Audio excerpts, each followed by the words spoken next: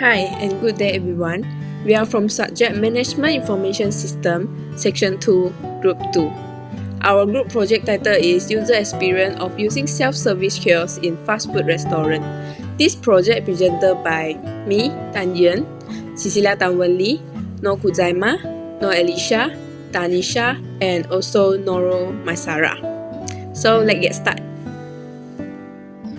Assalamualaikum and hello everyone. My name is Nur Elisha Adawi Binti Hanif, with my metric number is BP20703.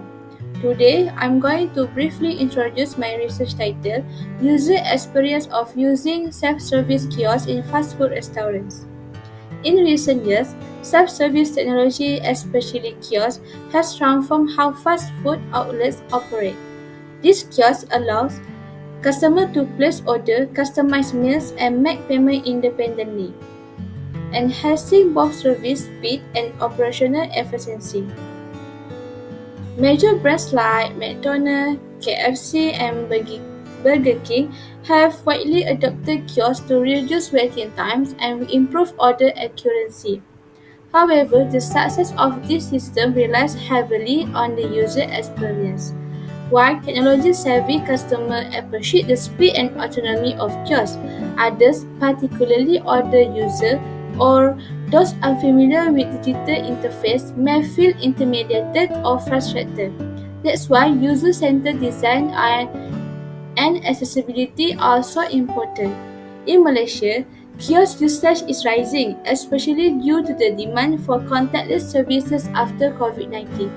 But despite this growth, very little research has focused on the Malaysian consumer experience with kiosks. Next is research background of study.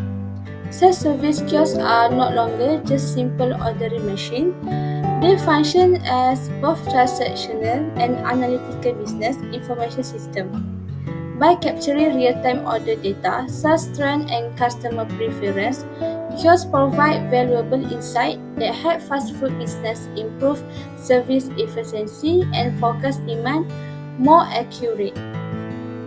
Then, this study is grounded in the technology acceptance model, which highlight two essential factors: perceived ease of use and perceived usefulness. These are the main drivers of user acceptance when it comes to adopting new technology like kiosks. However, not all users respond the same way. A poorly designed interface or lack of clear system guidance can frustrate users, especially those with limited digital skill, leading to reduced satisfaction and reluctance to use the system.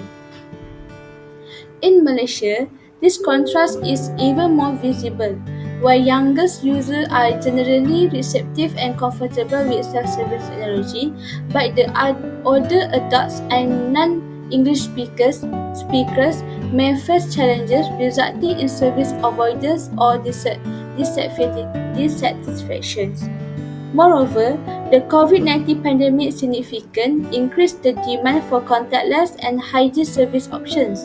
While kiosks meet these needs, they must also deliver on expectations of cleanliness, reliability, and accessibility. Despite their rising presence in Malaysia, most kiosk-related studies have been conducted in Western or East Asian settings. This study addressed that gap by exploring the Malaysia user experience, providing real-world insight to improve kiosk design, usability, and service quality tailored to local needs. Good day, my name is Tanisha and metric number is CP220084. I'll be presenting a brief overview of the user experience of self-service kiosk in the fast food restaurants based on recent literature. Self-service kiosks, or SSKs, have been rapidly adopted across the fast food industry. Their main purpose is to improve operational efficiency, reduce reliance on staff, and most importantly, enhance customer satisfaction. According to Koo, Park, and Lee, kiosks help customers place orders, make payments, and receive receipts, often without interacting with any staff at all. This shift has been especially relevant during and after COVID-19 pandemic, as it supports contactless service. Now when we talk about the user experience, or UX, we are referring to how a customer feels when interacting with the kiosk. This includes usability, accessibility, emotional satisfaction, and system responsiveness. It emphasizes that a good UX isn't just about aesthetics, it's about making the technology intuitive, efficient, and pleasant to use. A key factor in good UX is ease of use. Research shows that a clear, simple interface can significantly improve the ordering experience. Customers tend to avoid kiosks that are confusing or have too many steps. The technology acceptance model by Davies supports this, stating that users are more likely to adopt technology when they find it easy and useful.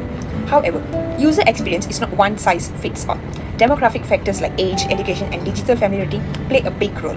While younger generations, especially Generation Z, are generally comfortable with general interfaces, older adults may struggle with touchscreen navigation or feel anxious using such systems. Despite their benefits, kiosks face several challenges. These include technical malfunctions, customer resistance, hygiene concerns, and even cognitive overload from too many options. For instance, slow or unresponsive touchscreens and a lack of cleaning protocols can frustrate or deter users. One critical issue is accessibility. Many kiosks still lack features and individuals with visual, physical, or language barriers. Gonzalez and Palmer argue that inclusive design should be a standard, not an afterthought. To improve the experience, businesses need to adopt human-centered design. This involves testing with real users, simplifying the interface, offering multilingual options, maintaining the systems regularly, and even using AI to personalize the ordering process. In conclusion, while self-service kiosks offer great potential for enhancing service, their success truly depends on the quality of user experience they provide. A kiosk must be easy to use, accessible, reliable, and responsive to different user needs in order to deliver real value. Thank you. Assalamualaikum and hi, my name is Nurul Maisara Biduldiman and my matric number is BP20703. So, for the methodology of our group is we use qualitative research method and data was collected through an online questionnaire using Google Form. The target respondents were residents in Batu Pahat who are likely users of self-service kiosks at fast food restaurants such as KFC, McDonald's, and Burger King. A total of 51 valid responses were obtained through convenience sampling, which is non-probability sampling that is practical and cost-effective. Questionnaire was based on the user's experience questionnaire or UEQ. It consisted of two main sections, which first part is the demographic part and the second part was focused on evaluating user experience. The items were rated on several scales. The dimension measure included attractiveness, perspicuity, efficiency, dependability, stimulation, and novelty. So for data analysis, we use UEQ data analysis tool in Excel. This tool converted the raw survey data into standardized scales, provided descriptive statistics, calculated internal consistency such as Chromebox alpha, created confidence intervals, and allow benchmarking with results from other studies. Thank you. My name is Cecilia Tawani and my matrix number is AP220162. Now I would like to present the result of respondent demography. A total of 51 individuals participate in this survey regarding the application of self-service coins in fast food outlet. The gender distribution shows 29 males and 22 females indicate a relative balanced representation. In terms of ethnicity, 47.1% of respondents were Chinese, followed by Malays at 33.3% and the Indians at 19.6%, reflecting Malaysia's multicultural society. The majority of respondents were young adults with 47.1% aged between 21 until 25 years and 33.3% in 26 until 30 years range. Only 5.9% were below the age of 20s and none were over 30. Regarding the occupation, 60.8% of the respondents were students, while 23.5% were employed full-time and 13.7% part-time, One respondent were unemployed. This student-dominated group likely possess a high level of technological literacy and frequently engage with fast food service for convenience and affordability. As for fast food consumption habit, none of respondents report daily visit. However, 47.1% visit fast food outlet once a month basic, and 37.3% did so weekly. The remaining 15.7% visit only every few months. Notably, all participants had at least some experience with fast food restaurants. Most important, all 51 respondents is 100% indicate they had prior experience using self-service kiosks in fast food setting. This ensures that their feedback is both relevant and valuable for evaluating user experience. We move on to the result of mean and variance. The user experience questionnaire analysis revealed positive mean score across all 6 dimensions, indicating a high favorable user perception. Attractiveness score 2.209, perspicacity 2.172, efficiency 2.235, dependability 2.446, stimulation 2.265, and novelty 2.294. All mean value exceed the benchmark of 0.8, significant that users found the system appealing, understandable, efficiency, dependable, stimulation, and innovative. Variance score range between 0.4 and 0.57, suggesting generally consistent user opinion with some variation. Attractive 0.4 and dependability 0.41 show the least variability, indicating strong agreement amongst users. Slightly higher variance were observed in perspicacity 0.44 and stimulation 0.47, while novelty 0.15 and efficiency 0.57 had the highest, pointing to a broader range of user responses. Among the 6 dimensions, dependability received the highest rating, mean 2.446, reflecting strong user trust in the system reliability. Although perspicacity scored the lowest, mean 2.172, it still falls well within the positive range, suggesting users generally found the system easy to understand and use. Proceed to the result confidence interval. The analysis of confidence interval for these 6 user experience skills reveal valuable insight into the consistency and reliability of user responses. All intervals are based on data from 51 respondents. For attractiveness, the mean score is 2.209 with a confidence interval ranging from 2.035 to 2.383. This relatively narrow interval with 0.348 suggests a moderate level of agreement among users regarding the product visual appeal. For the perspicacity, which measures how easy the product is to understand, has the lowest mean score at 2.172. Its confidence interval spans from 1.990 to 2.353, with 0.363, indicating slightly more variable perception regarding clarity and learnability. The efficiency scale has a mean of 2.235 and the widest confidence interval at 2.027 to 2.443, with is 0.416, reflecting the most diverse user opinions on how well the product supports task completion.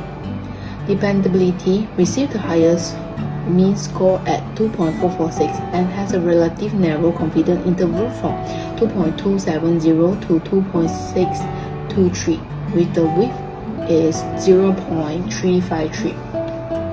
This indicates strong user agreement on the reliability and predictability of the product. The stimulation scale, which measures how engaging or exciting users find the product, has a mean of 2.2 0.65 and a confidence interval from 2.076 to 2.453. Width is 0.377. This shows moderate consistency in user responses.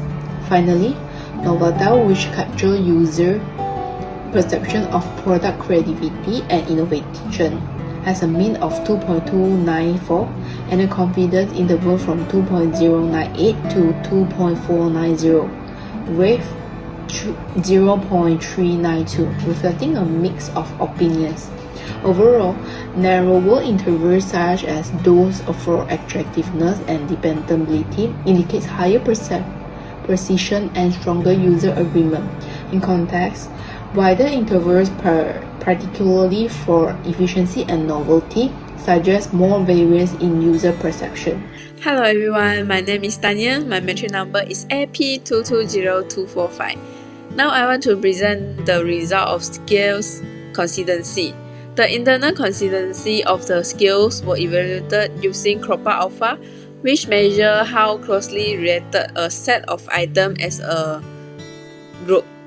A Kropa Alpha value above 0.7 is considered acceptable, indicating that the item reliably measure a common underlying concept.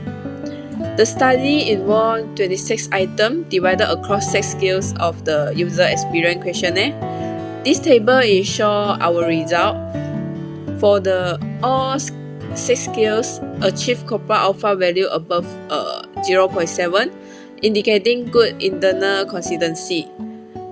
We found that the propensity skills had a higher reliability at 0.76, reflecting the highest internal agreement among these items. Meanwhile, novelty has a lowest reliability at 0.7, which is still considered good but may benefit from either refinement. This shows that the survey was well designed and can be trusted to measure user experience properly. Next, for the result of comparison to benchmark, we compare our product user experience scores with data from over 21,000 users across 468 studies using the same questionnaire. For this graph shows our result. All 6 dimensions receive an excellent rating, meaning the product ranked in the top 10% compared to other digital products.